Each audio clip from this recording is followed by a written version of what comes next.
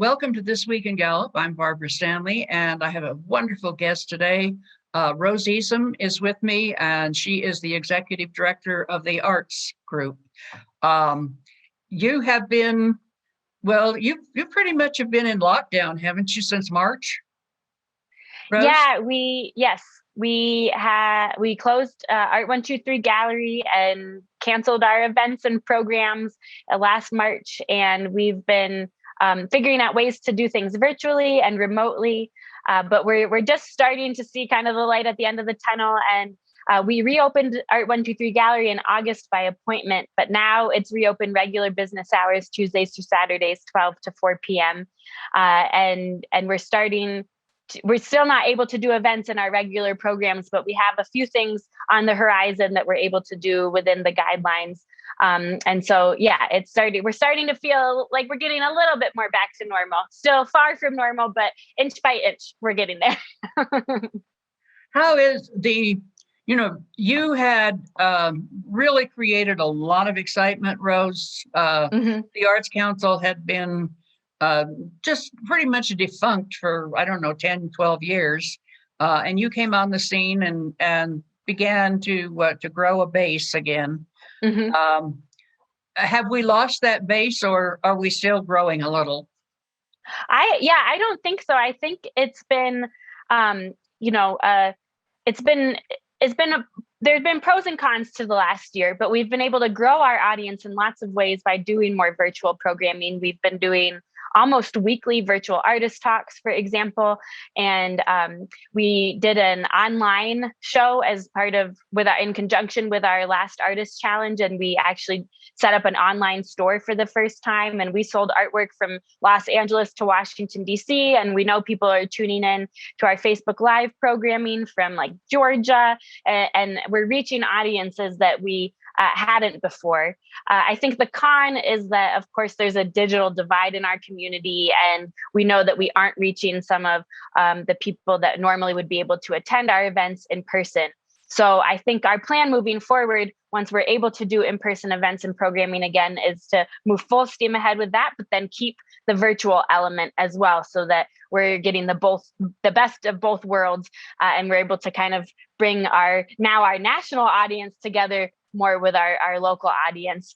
But I don't think that we've lost momentum. I think people have understood in the last year, maybe more so than ever before, the need for the arts in our daily life as a respite, as for inspiration, for motivation. And then our arts community, has just been devastated, just economically speaking, like, the small business community. And I think that people realize just how much the arts impact our economy and how needed they are to grow our regional economy and sustain it and keep it strong. So from all angles, I feel like the arts have come maybe even into greater prominence in the last year of COVID. And our organization, Gallup Arts, has been working really hard to make sure that people have continued to have access to the arts despite all of the challenges we've all been facing in the last year. Well, that I think is, you never really appreciate things until you lose them. And this, I think, has allowed almost everyone that is alive to reevaluate their whole lives and look at things. We've had a lot of time to do that. So I think probably the arts will benefit. And one of the really cool things about art is it's sort of a calming kind of a deal. It's it's not the kind of thing that you have to be really, really, really excited and agitated about. So I'm pretty certain that you guys are really, really important. But well, thanks, Barbara. We think so, but it's nice to hear it from you too. Well, the other thing, your big project, you wrote the project or the proposal for the Cole Avenue situation, didn't you? The 2 blocks in Cole Avenue. Well, no, I do not get credit for that. That credit goes to Evan Williams. He actually wrote the grant for the grant application for the design portion of that project. But Gallup Arts was a partner on that. And we like to think that we helped get the grant and then we helped execute the actual project. And now it's been turned over to the city, and our Gallup Main Street is handling the actual construction phase. But yeah, we were a big part of the design phase. Good. Well, I think this will start Gallup in the right direction.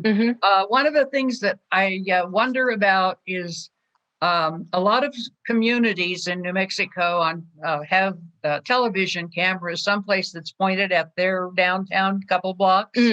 And it comes on every morning TV. They switch them out. So your city might get like 6 or 8 shots during the whole month. But that's sort of a lot when you see Silver City's downtown, which is sort of unusual looking. But I was thinking, we need a downtown camera like that for Gallup's new street. And because it would feature like the El Morro Theater and all that news. But that, 6 or 8 freebies per month is not bad. Yeah, that's a great idea. And the design that we came up with during, again, the design phase of the project was I think they're using stained concrete, if I'm remembering correctly, to make a pattern on the street itself, which is kind of reminiscent of a concho belt. And so if you could see that from an aerial view, I think that would just be beautiful. And we definitely need to be promoting the ways in which our downtown has been beautified and is even more reflective of the cultures and the people that call this place home. And we need to get up high and so we can really, really see it.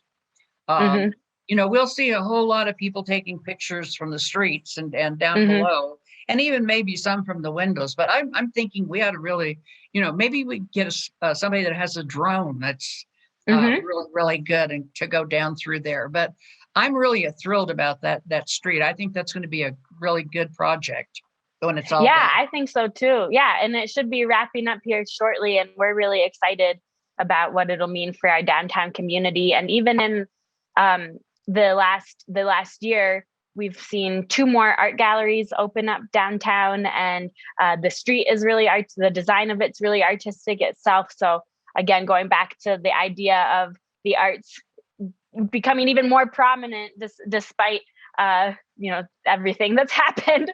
I think the downtown is a testament to that as well. And we're really excited to see it come to life. And that reminds me too, the Courthouse Plaza, I don't know how many people are aware, but the circular area that they use for the nightly Indian dances, that's in the Navajo wedding basket pattern. And when you see that from above, it just looks spectacular. And so we have that now, and we have Cole Avenue Commons, and it's just the view of Gallup from above for sure is amazing. And then we're excited to see things taking place on the street more too, and more art galleries and more of that kind of thing happening as well. And that being in the turquoise, and as Larry said, our vaccination rate is really fantastic in the county. We can start probably planning some more events that are real live events than what we've had. Are you in the process of doing that? Are you already looking forward for that? Yeah, we're taking it slowly, because right now the events that we do would be over the limit, but we're optimistic that maybe by the fall we can be doing more in-person stuff. And then in terms of big events, we're here and ready when like Arts Crawl is able to start back up again. But I think it might be still a little bit of time before we can do that. But again, I think it's been, despite everything, I mean, it's been a horrible year. It's been horrendous. I'm not trying to paint it with too positive of a light, but I think it's been good for our community to learn new ways of doing business and new ways of working together. And for us at Gallup Arts, it's really made us understand how best to leverage all of the assets that we see, the artistic assets of our community. And another example is our New Deal art project, which we've been working on, which is to build a virtual art museum. And we've been working on this project since 2018. So it's only becoming more timely and relevant as we see the need for digital spaces and digital outlets. And we're not quite there yet. We're not able to publish the Virtual Art Museum for another couple of years, but we're excited to be able to start building back in-person programming into that project, and to do both the virtual and the in-person thing simultaneously. And I think the more that Gallup does that, and the more that we work to going back towards normal, and then adding in the virtual element to create a new normal, I think that'll just benefit our community, and make it so that more people have access. We're on the map in new ways, like you were just saying. We have a greater presence, nationally, and all of that good stuff. So I think we should be doing both at once. Well, we keep talking about going back to normal, and then, there's the health people, et cetera, knock us in the head and say, no, that's, we're not going to have a normal. Right. We really don't know what the future might really be. We hope that it's back to what we all think of as normal, but that might not be a good idea. We might go back to a new way of doing things, which is what we've all been talking about is utilizing all the things that we've learned by not having in-person kinds of projects. But we really need to build on that, learn from that, and even stick that in our normal kind of life. Right. I totally agree. Another project that we kind of transitioned and adapted this last year was we had been doing in-person family art making workshops for the last couple of years at Gallup Arts on a monthly basis. And those were great. And we saw, hundreds of kids come through those workshops. But we couldn't do them obviously during COVID. So what we did was we got a grant to produce what we called free family art kits, and to just send art making materials and instructions, and then video tutorials home with families so that they could create artwork together. And the response to that was overwhelming. The first kit we did, we gave away over 100 in just like 30 minutes. And then each month after, we gave over 200 out in just a matter of hours. And one of the most special parts of that is that we were able to collaborate with the Zuni Public Library and send some kits down to Zuni. And again, so we were reaching people who maybe wouldn't have access normally, while giving, the general public access. And we're really proud of that. And we're going to be continuing that, actually starting again this month. We'll do another 3-month series of free family art kits in April, May, and June. And I'm excited about these ones, especially because the twist we're putting on them is that a local artist is designing the projects. So first we have Tasha Nez designing April's project, Dana Aldish is designing May's project, and Mackenzie Chiama is designing June's project. So they're artist created projects for all ages, and they're all hands-on and interactive and really fun. So we're excited to be able to continue to do that. And I think we might, we'll probably do the in-person workshops, but again, why not, if we can keep getting grant funding for these free family art kits, make it so that even more families can enjoy making art together and getting creative together. And I'm thinking, if you've been stuck at home and trying to teach your children, if you're a school teacher for about a year, that would be a really, really fun art project. That would be a really fun way to go.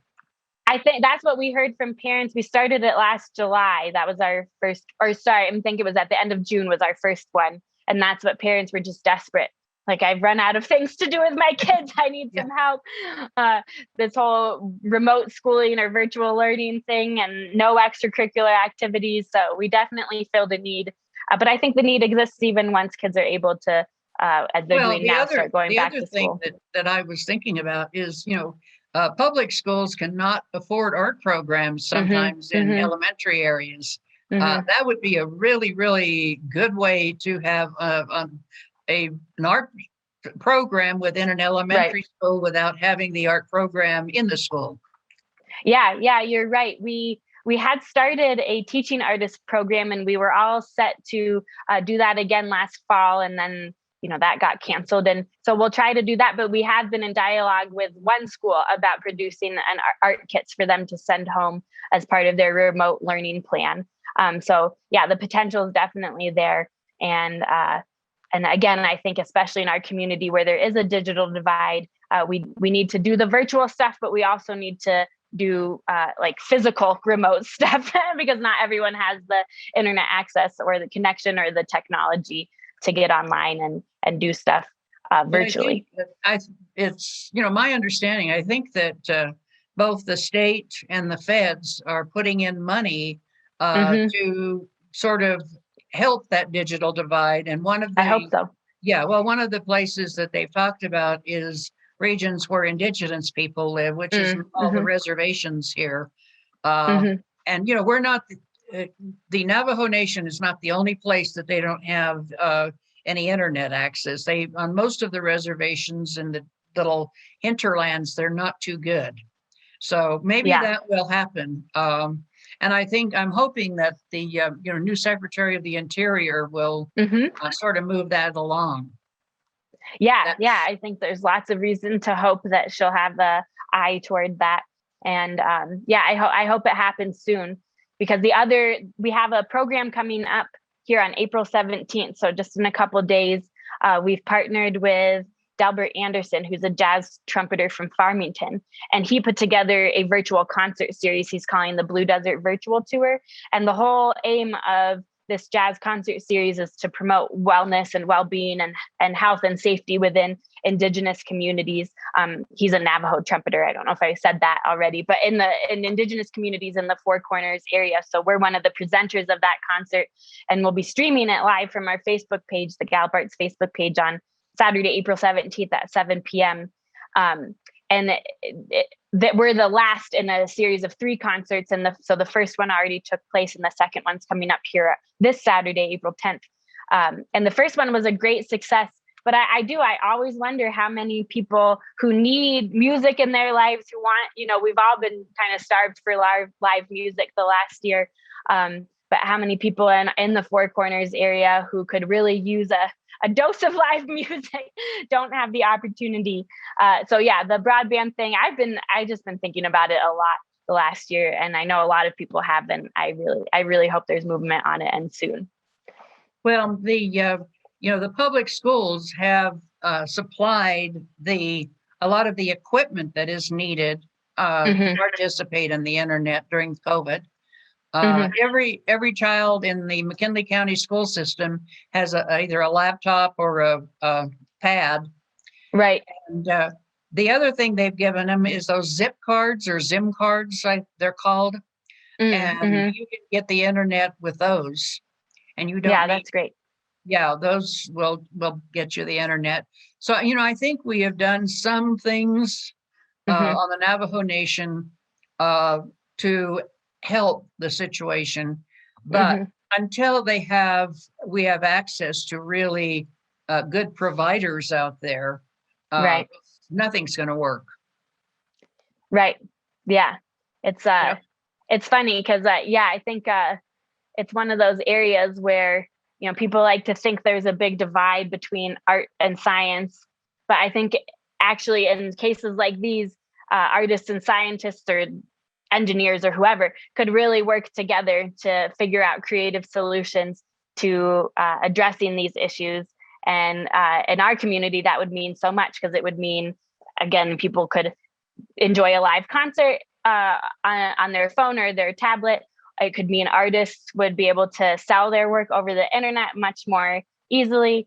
It could mean a lot of good things for our arts community in particular if we got that situation fully addressed. Well, and one of the things about art is that more people will work hard for that than they would if all you were talking about was calculus. Right. More people think that we ought to spend money on the internet than they do on a calculus book. So, I think that there you have sort of a heads up above the math and the science guys. What is that program? Math or the science? STEAM? Yeah, STEAM. Oh, that's what they put. Yeah, it's STEAM. Right. Right. You put the A back into STEM to make it STEAM. Right. But think about that. Is even the art guy? Even the science guys wanted to put that A back. So I think that was a sort of an indication that the arts are really recognized, not only in the art area, not only in the creative, whatever, the La La Land group, but in the science group. Yeah, and we've seen examples of that right here in our community. One of our local artists, Christian Bigwater, made a poster that was just caught fire and got a lot of people's attention and was really effective, encouraging people to wash their hands and doing it for the sake of their community and for the elders, especially in the community. And that poster was put on billboards. It just manifested itself in all variety of ways. And that was using art to help communicate a message coming from the public health arena. And, that's just one example of how the two can work hand in hand, and how the arts they just touch something in our souls. There's something like intuitive and intrinsic about them that just can't be replicated in any other medium, I don't think. And so, yeah, they've been so important throughout the last year. They'll continue to be so important. And the more we can do to make them accessible, and the more we can use the power of the arts to problem solve in other areas, I think the better. Well, they keep talking about the messaging with the COVID situation, both vaccines and masks and all of these things. But, you've just suggested that instead of just going to your local advertising guy, maybe they should take an artist with them and have them, instead of just a layout kind of program, they ought to make it more explosive, more visual for people, so that we can learn to do all of those, like wear your mask, wash your hands, stay all of that. All of those good things. We're opening this Saturday on April 10th. We're doing a virtual opening on our Facebook page at 3 p.m. But we're opening a show called Still Life at Art 123 Gallery.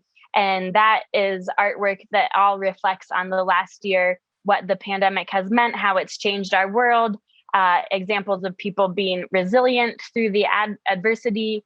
And then it's a play on the still life genre of painting. So we do have a few of those. But the whole message is that there is still life. There's still life beyond this last year. There's still life within the last year, like life still went on. And we're really excited about that. And I hope people take the time to enjoy it, either by checking out the work when we post it on our Facebook page, or coming down to the gallery now that it is at Art 123 Gallery, now that it has been able to reopen, because it's like you said, it's very contemplative, it's very meditative, it creates space to just pause and take a breath from the last year, to just think about everything we've been through, to imagine, what lessons we can learn and take with us from the past year. And artists just have this way of capturing things, of processing things, of synthesizing things, just so incredible. Like the one that's coming to mind first is Virginia Primazek, and she says she paints with paper. So she doesn't actually paint, but she just uses paper and creates these really, really lifelike collages. But she has a image that's kind of a metaphor for this whole last year in the show, in the Still Life show at Art 123. And it's an outhouse, and there's just the hole in the bench on one side, and then a plant, a beautiful flower growing out of another hole in the bench, and suggesting that, even through all the muck and the mess, we can still find some beauty. And if we just persist, things will get better and the beauty will return on a grander, greater scale. So yeah, I'm excited about that show. And I've just been amazed at how perseverant our artists have been, how resilient they've been. And I'm just so grateful that they continue to share work with our community through these trying times, because I know I've needed it, and I've gotten a lot out of what they've had to say and how they've approached some of these ideas and trials and tribulations. What is your Facebook? Tell me how to get to Facebook. Okay, so you just search for Gallup Arts on Facebook, and you'll find our page, Gallup Arts, all one word. And we're also on Instagram, the same handle, Gallup Arts, all one word. And then our website is galluparts.org, and we post information about our shows there. But Facebook and Instagram, we feature an artwork every day. So if you need your daily dose of art, you can check out our social media pages for that. It's sort of your fix for the day. Yeah, your fix for the day. Just take 5 minutes, go look at a beautiful work of art made by a local artist. And then, like I said, it's even better now. You can come to the gallery 12 to 4 p.m. Tuesdays through Saturdays downtown. And but you've done a whole lot of things. The Gallup Arts is up, alive, well, and running. And so, how do I join Gallup Arts? Can I still join? Oh, that'd be great. Yes, you can still join. We love to have new members, and you can join on our website, galluparts.org. You just click the Join Us link, and it'll take you to how to become a member of Gallup Arts and support our work and support local artists and our artistic community in the process. Are any of the people that are from outside the Gallup area, other places in the United States, are they joining Gallup Arts? Yeah, we have a few members from other states, and we've gotten support from people who have some kind of local connection. Either they visited Gallup and they love it, or some cases they have a relative here, or they used to live here and then they since moved and they still support our work. And that's really incredible. And I think it's a testament to how strongly people feel connected to Gallup if they've had the pleasure of experiencing it in some fashion, and also how much they see the need in our community for support of all of our nonprofits. You know, we don't have a community foundation like Albuquerque or Santa Fe, and so we really count on the support of individuals in our business community to keep us going. And we are grateful to have survived the last year and to have the funding to at least make it through 2021. And obviously, we will keep working on growing and expanding our efforts and securing more funding, not just for ourselves, but for our community. And we're optimistic about our ability to do that. But it is still a little bit of a tentative situation for us in terms of funding. So any support is always appreciated. So thank you for mentioning that. Well, you just said something that is really, really brilliant. You know, Gallup is an experience. Yeah. It is a lifetime experience, and it just sort of creeps in and is with you all the time. And I don't think people have ever said that. You ought to share that with the Chamber of Commerce. Okay. Their new advertising campaign. Gallup is an experience, and when you come here, it's different than most places. And you're not a Gallup native, so I'm not. Experience Gallup? Yes, I don't know that I haven't experienced all of it. I know, but it's definitely, like you said, it's made its way into my heart. And I don't know if we've talked about this before, but my idea for kind of better advertising Gallup, so to speak, is I know that everyone calls themselves Gallupians, but I really think we should call ourselves Galapeños. And I think that would be really, and that would make everyone want to move here just so they can say they're a Galapeño. Am I red or green? Exactly. So that's my next effort. That's my side campaign. My side hustle is to get people to start using that term. Your more conservative idea is that Gallup is an experience. Yes. So. All right. That's controversial. Folks. That's for us old folks that like the old kinds of things. So where are you starting? What is your first going to be live program? Do you have that in the book so that you can start immediately when it comes back? Don't know. Yeah, that's a good question. We were really excited to be able to reopen Art 123 Gallery, and we're doing the free family art kits. We're doing this Blue Desert virtual tour this month. We'll see where we're at. I don't know what to expect. I keep hearing different dates from the administration, but if everyone's vaccinated, I know it was like July 4th and now it's mid-April, but I think our next kind of goal will be to do some kind of in-person show opening at the gallery. an event like that where we can kind of manage capacity and stay within all of the guidelines. And now that it's summer, we'll be able to have the doors open and the proper ventilation and all of that. So maybe May, maybe June. I'm not quite sure yet. But once we get a better sense from the state, the public health department, we'll certainly start back slow with that, and then hopefully by the fall we'll be able to work back in our wine and painting and our art classes. So we'll see how it goes. But yeah, everybody they can keep up to date with all of those things on our social media pages, as we previously mentioned. All right. Well, it's been fun, and I'm so yes, glad it has. to see you again. And thank you. Yeah, we'll have to do this again when we have more things open. Yes. Yes. All right. Well, take care of the two new or the one very new small child. And we will Thank you, talk to Barbara. you later, Rose. Yes, thank you so much. It's always a pleasure. I always have so much fun talking to you. Yeah, and we did it remotely. How cool is that? Yes, we did. All right. That's very cool. I'm so glad you're doing this. Take care. Bye-bye. Take care.